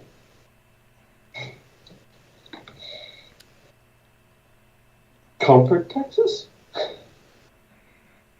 I think I'll feel comfortable by the time I get there. I think the largest, the you know how you have like the distance signs on the highways. I think the highest distance signs I've seen are in Texas. So like when you enter Texas from New Mexico, you have the sign that's like Beaumont 800 and something. And then I think vice versa, when you enter from Louisiana, there's a similar sign, like 850 miles or whatever it is to El Paso. And then there's a sign when you get outside of El Paso on I-10 East that has like Dallas 580 or something like that. At 20. Yeah, whatever it is. It's some huge number. I think the only time I've seen a sign with distance that's comparable to that is Alaska. No, I don't think so. I'm gonna say like there was one sign on I-70 west of Topeka where it was another one of these Denver 500 mile. Yeah, I think it's actually east of Topeka. I think it's actually near Lawrence, but I know the sign you're referring to. You do, okay, yeah. Yep. And going there in kilometers, you'll see them on the Alaska Highway in British Columbia and Yukon because they're measuring the Fairbanks, and that's kind of expected in that area because you got a lot of nothing there. Yeah, and I think the first sign you see for Portland, Oregon, on I-5 going north is between Stockton and Sacramento. And that's over 600 miles. Wow. Even with Reading? Well, I think they have a lot more signs for like Sacramento, Reading, but I think they had like one like random sign for Portland. Nice. Because you would think Medford, Eugene, and Salem would get more information than Portland would before you get to that point. Yeah, well, I think they just kind of use it like, Caltrans, I think, actually just uses it as a like a blanket. Sounds like I got. Yeah. In Memphis and Chicago. Whereas I don't think you really see like Ashland or something like that mentioned until you get into Oregon like close to Oregon. Yeah. Well, the states do things a lot different. Oh, here we go. This is just north of Stockton. Sacramento, 32 miles. Portland, 628 miles. Wait, what? Stockton? Just north of Stockton, California. There's a sign in I-5 North. Sacramento, 32 miles. Portland, 628 miles. And, of course, I drove that trip. I stayed in Sacramento, and then the next day I drove up to Salem, Oregon, which is just south of Portland. Yeah. It's like 40. You get on the way down, you see Salem is a control city from Portland. Right. So Seattle and Portland's only I think 160 miles or so. So I've already driven that with a stop at Mount St. Helens, of course. Yeah. And I still got to get by between Sacktown, actually, technically, what is that little town next to 5? They don't even list it on Google Maps, but that's between 505 and Portland, 205 and Portland. I still have that gap yet to go. Like Tracy, California, I think it is. No, Tracy is south of there. 505. Fairfield, I think. No, Fairfield? Woodland. I think it's Woodland. Dunnigan, Woodland. It doesn't even list it. I don't know why. Whatever. Dunnigan? Yeah, done again. I'm done again. Let's go.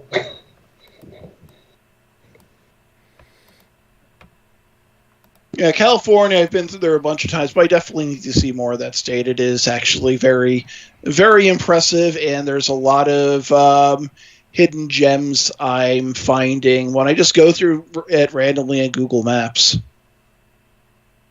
Lots of old and interesting bridges. Oh, yeah. With having visited Virginia in 21, now California is the state that I've been out of the longest. 13. Yeah. I need to get out to California Fresno. And Nevada, where they had. Yeah. I need to get out to Fresno so I can see Tom's sign yard. Or whatever I've been there. It's lots of signs. Yeah. His garage is full of signs too. Exactly. Yeah, he's got right. He's got the garage and the back fence, right? Yeah. Yeah, I do need to get out there, but unfortunately, California right now is lowest on my totem pole until I get my Europe and Australia fix out of the way. Yeah. When are you planning to do Australia? 26, probably. I got to build up the funds first. Yeah. I got to compete. It's got to compete with my retirement fund. So I'm starting to dial back a little bit on my trips.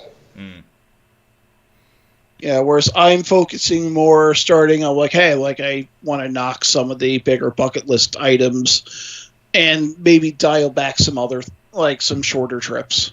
Yeah. I mean, I bought a season state park pass for Wisconsin just so I can have myself not go insane. But just take local trips. Yeah. Save the big money for the bigger trips. Maybe I can clinch more hiking trails. Exactly. There you go. And it's good for you. Yeah. Well, I was having this discussion recently that there's a lot of similarities between road enthusiasm and hiking, where basically a lot of people in our hobby like to clinch roads, check things off of a list. With hiking, a lot of people with summits, in New York, for instance, there's the Adirondack 46, which is hiking all the mountains that are 4,000 feet and higher. And a lot of people do that. They check things off a list. They do things in bunches. And there's, a lot more similarities, than one would think. And who said San Antonio was void of stacks? No, this is... Yeah, one of the newer ones is the one yeah. The 281 at 1604 is one of the newer editions, yeah. Exactly. San Antonio's catching up. They're working on it. Yeah. It's not Dallas and Houston yet, though. I mean, it's impressive when you go to any city in Texas, really. Oh. I mean... Yeah. I drove from Fort Worth to Dallas. I drove north of just south of DFW on State 183, and just to see all of the double deck roads that you got there with 820, 183, 35W. It's a wonder when you get a nice storm it gets jammed up with wrecks. Yeah. With wrecks. Right. Yeah. Even Amarillo, is, basically go through the town there, and that's, that can be a little interesting too. So they have a turntable at 27. All right. But yet you still have the classic Texas U-turn frontage roads set up. And the one thing I like about Amarillo is choose your own adventure downtown. Yeah. 287, take a fork. And that's really, so I haven't been in Texas much. I would say that's probably the state I've visited least. Although San Antonio, I find it's very interesting from a historical aspect because of the Alamo, and you have other the old Spanish missions and churches that we didn't even really touch much base on. No, we didn't even get into that stuff. Yeah, like the Mission San Juan, got like the old architecture. That's the San Antonio Missions National Historic Park. There's an old aqueduct, the Espada Aqueduct, which is south of town. You have the Mission Conception, which is the oldest unrestored stone church. It's an old Spanish church that was built in 1755. That's a little bit south of, actually, it's south of I-10, between I-37 and I-35, south of downtown. And, basically to the west, basically if you do a trip down I-90, not I-90, US 90, you'll see like ruins of like old Catholic churches and things like that. So, that's an old, like from a historical aspect, San Antonio is, not just remember the mission, remember all the other old cool stuff you'll find as well if you're into like historic architecture and ruins and things like that in the history. But I've really only been to the DFW airport, which the terminal apparently goes through 2 counties. Yeah, I think that's right. It does. The county line goes Tarrant right through and there. Dallas. And I took I-40 across the northern Panhandle. Oh yeah, I took that back in 13. Yeah. Yeah, it's really impressive to see, like, even in a city like Amarillo, how there's that huge interchange downtown, and then even in Lubbock they have a stack interchange at the south end of I-27, and then on the loop that encircles Lubbock they have flyovers and all that stuff, and even Wichita Falls has an elevated freeway. So that was that. The end of I-44 there, yeah. Yeah, so, I like that one. Yeah, it's pretty wild. Yeah. Speaking of which, I wanted to circle back here, Dan. I didn't finish my entire route to New Orleans.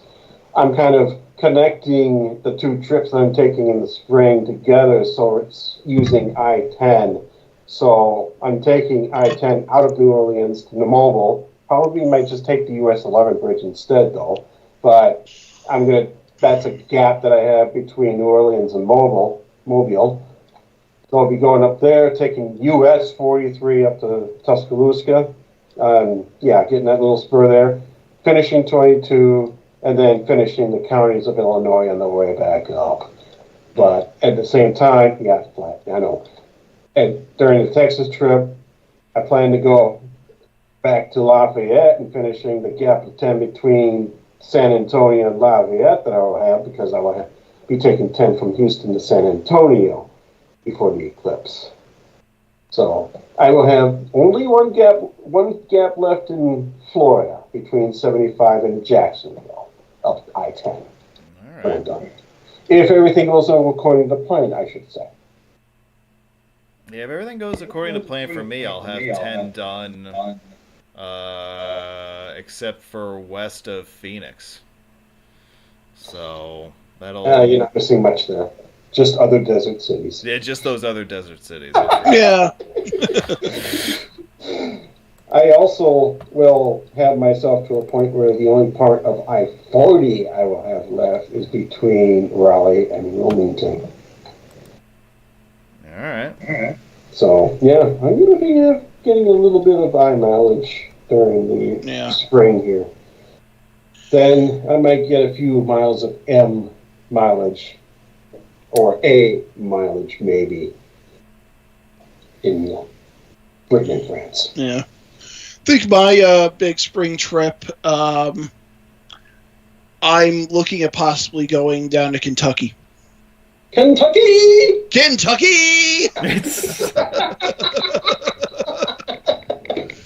Sorry, Adam, we had to do that.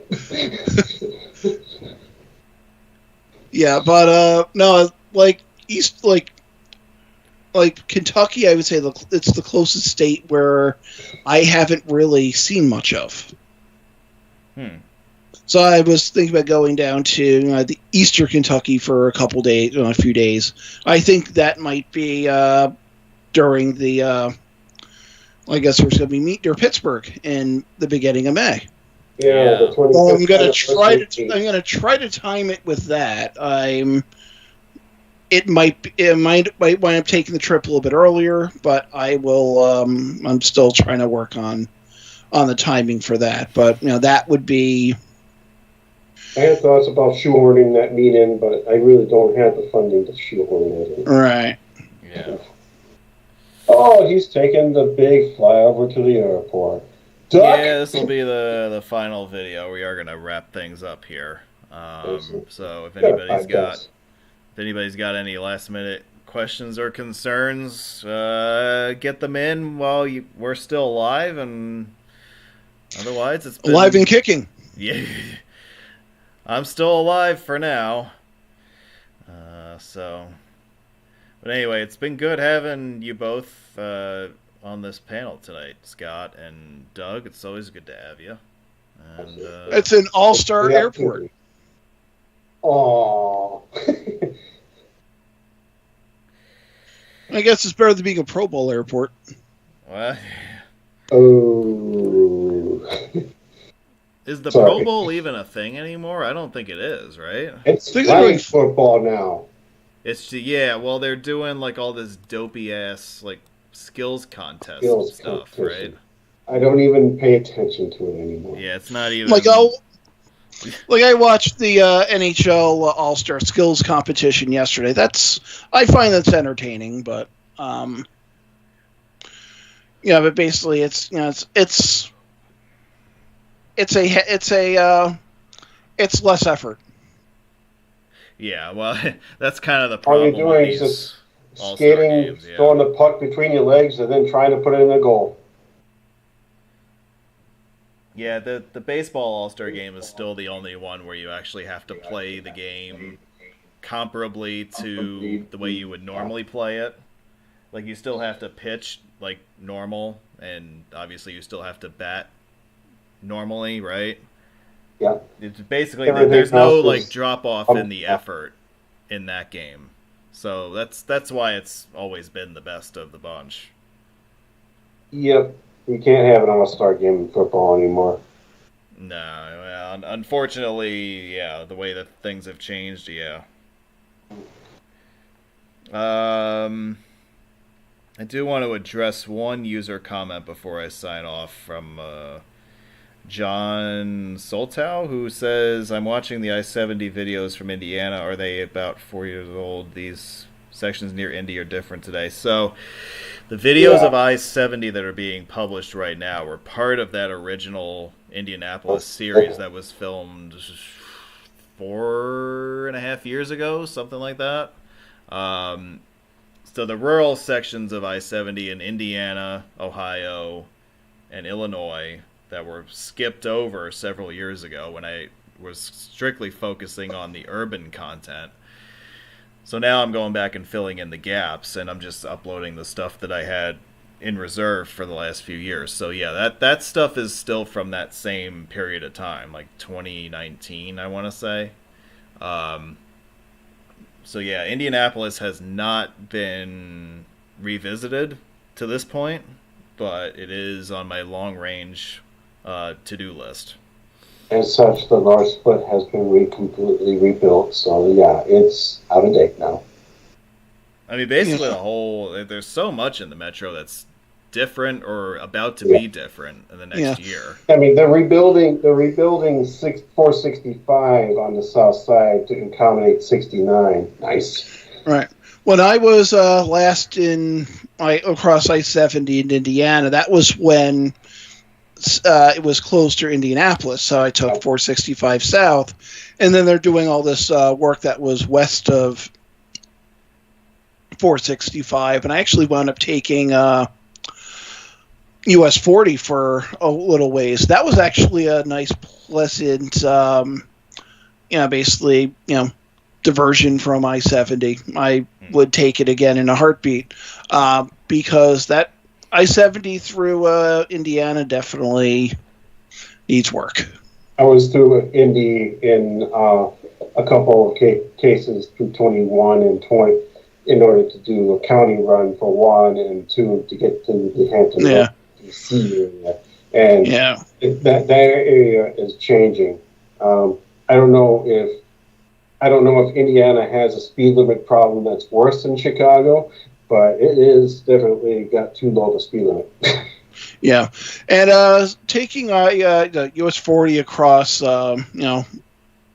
Indiana, west of Indianapolis, I come across weird things when I travel sometimes, and apparently I saw a guy in a weird bear suit. And this guy is actually apparently is called Bear Son, and he was actually running across the country in a bear suit. Because I came across something on Instagram like a year later, I'm like, wait a minute, that's the same guy. And I like went to the page. I'm like, okay. I'm like, that was definitely someone I passed, and I had to take a picture of it as I was driving. So Dan, lesson learned here. I realized how much more San Antonio I need to visit than I thought. 287 definitely needs to be visited for sure. 281, you mean? I'm sorry. Yeah, you're right. 281. I think 287 goes through a different part of Texas. That's true. 287, actually, I already took part of it in Fort Worth and Wichita Falls. Anyway. Yeah, so I think tonight's show gave you some ideas for stuff you need to check out. Oh, sir. Yeah. I just have to do it on the night before and hope there's no traffic. Yeah, well, good luck with that. Exactly. Yeah. Let us know how that works for you. Yeah. Whereas in my case, I'm not going to be able to get everything. Yeah. Whereas in my case, it was nice to basically kind of see, even virtually, see a city that I've basically been wanting to visit, but haven't really had a chance to visit. Yeah. Well, yeah, I'll be there the day before, and there's hardly a drive there. So once I leave Houston, I'll be in San Antonio in no time. Yeah. Well, I think we are gonna close up shop here. So yeah. My thanks to you both and to all of you folks in the live chat. Good job by all of you. Remember to join us next week. We're bringing back the virtual tour episode for the first time in a few weeks. But it's an easy show for me to do while I'm on the road. So. Yep. And the other thing, if you haven't already, like this video. Click the like button, hit the subscribe button. I say this every once in a while, but I want to reiterate that roughly 2/3 of the viewers of this channel are actually not subscribers. So make yourself one of those subscribers and quit dicking around, will you? Well, and you get announcements like, hey, check out a new video. Yeah, and it gives you better access to the content that's coming out. You get notified if you hit that bell icon or whatever, and it's easier for you to stay in the loop that way, right? So yes, it's a win-win for everybody. So anyway, with that little piece of advice, I will say thank you all very much for watching. I hope you found this episode enjoyable. And we hope to see you right back here next week. So until then, have a good night, happy travels, and all that. And we'll see you next time. Okay, sure.